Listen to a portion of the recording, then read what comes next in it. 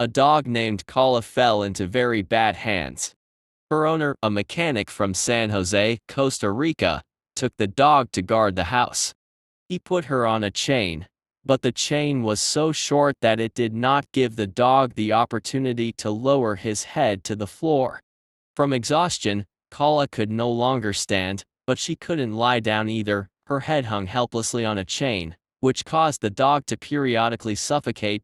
Judging by the state of Kala when the rescuers found her, her owner did not spoil her with good food, if fed at all, which also the rescuers have doubts. The dog had definitely never been to the vet, and his health problems only multiplied day by day. Perhaps, if not for the mechanic's neighbors, who called the police and the animal welfare organization, in a few days it would have been too late for Kale to help. My heart is breaking. I don't even know how to describe my feelings, says Leah Battle, founder of Territorio de Zaguates. When I saw the photos of this dog, I saw an unfortunate animal that was robbed of all the joy of life, all the dignity, that is ready to give up.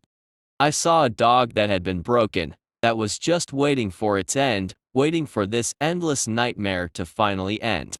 The police took the dog and, together with the rescuers, took her straight to the veterinarian.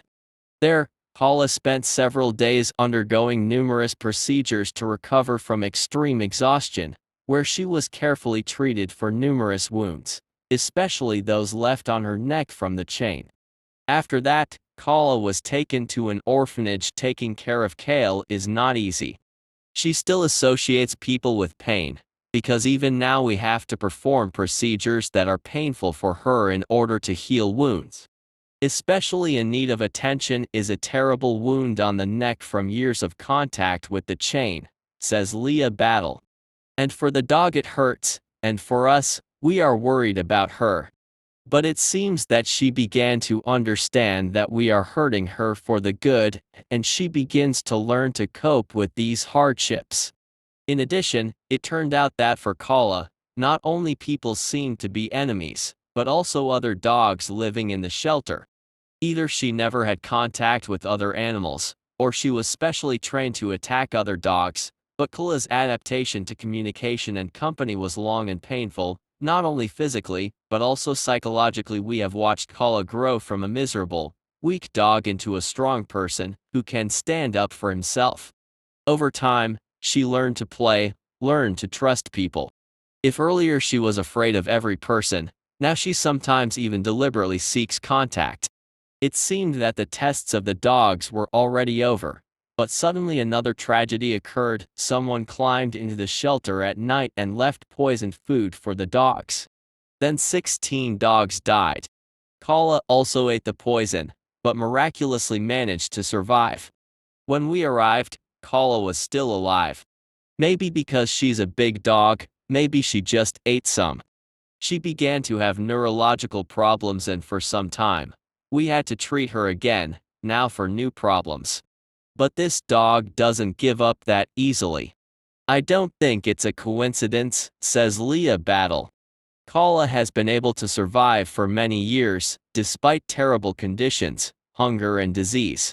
She fought for her life. And now, when she realized what this life could be and that this life is worthy of fighting for it, it seems to me that it is even somehow symbolic that she survived. Of course, we are all very devastated by the death of the other dogs. But the fact that Kala survived, it's like it should have been. As soon as Kala was treated, she went straight to the family, where they were already waiting for her. By this time, Kala has turned into a real cheerful puppy.